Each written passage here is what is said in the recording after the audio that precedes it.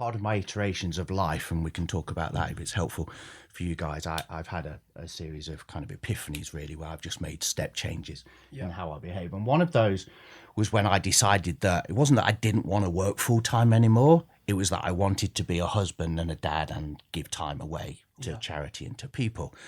And so there was only one way to do that, which was to change jobs. Because I was stockbroking at the time, I was heading up a trading desk, and I said to my chief exec, hey, do you want 3 days a week? I said no, because you can't do that job part-time. So I went and I phoned my best client, and I'm like, hey, we've been joking about me joining your team, and now I'm ready. Literally in a 10-minute phone call, I phoned him at home on a Wednesday night, and he's like, done. Wow. He said, I'll talk to HR, we'll draw up a contract. Now, what had happened for me in that process was I knew I was dissatisfied. Yeah. And so I was left with this, but there's a cost to this change. It might not have been known of that. So there's one thing that I had to try and take account of. The other big change was typically when you move from working 5 days a week to 3 days a week, you earn less money.